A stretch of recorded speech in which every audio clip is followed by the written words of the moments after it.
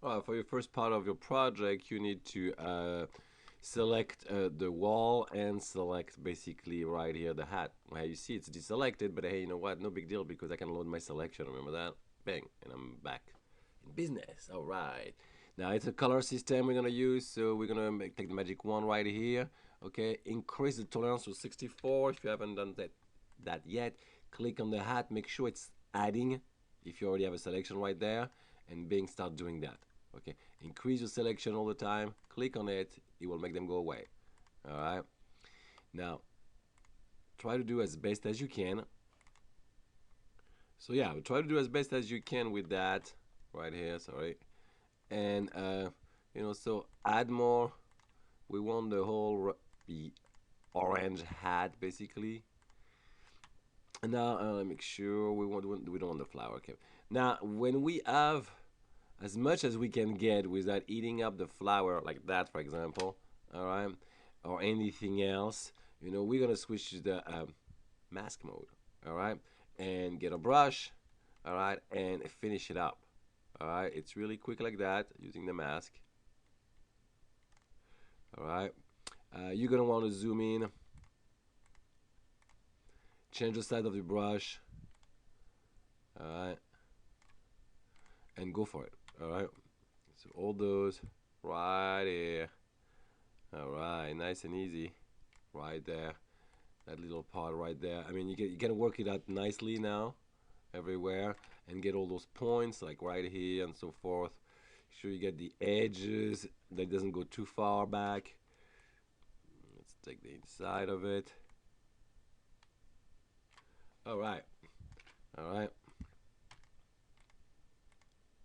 And when you're happy with your selection, all right, unselect the mask. You see it's missing a couple of them, and very often when I have that problem, I'll do that. Come here to the lasso, and which is a good introduction to do it after, and go inside and go around it. Make sure it's on adding, and you'll get rid of it in seconds. All right, you can just go that because you don't have to be very accurate at that moment. You just want to get rid of them, so you're leaving the other path.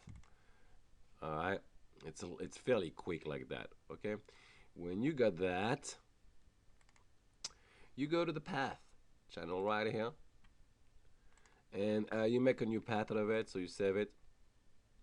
All right, so you can reuse it later on. I always save my selection. That's just an old habit I have. All right. So like that, I can come back to that too. All right, it's fairly important. And we're good with the path. And just put a pop-up menu. Let's choose among us to save your work. You're done creating this path. Yeah, you're good to go for that. Now you're gonna change the color. Basically, you're gonna go to Image Adjustment and Selective Colors. No, you're not going to do that. All right. If you've watched my video before, you never do adjustment directly on the image setup. All right, because it's destructive. It will destroy your picture. You can't come back to it properly. Okay, and that's no good. All right, you need to do it on a layer adjustment. Okay, so it's slightly different than the professor before would do that and say, hey, go to the adjustment and and do color adjustment. Okay, no, that's not gonna happen. Okay, we are going to go into the actual layer itself and make a new adjustment layer. Okay, and obviously we are gonna select a selective color. All right, so let's do it. Layer, new adjustment layer, selective color. Okay, now you're good to go. Go back to your layer right here, so you get the adjustment and so forth. And now you can change to all the colors you want, and have a change basically. So let's look at it. We are gonna use in the yellows like a 64 and a minus 64 to change the color scheme. And now in the red, change the magenta, all right, to 24 and the other one to 100. And that's it. You are good to go.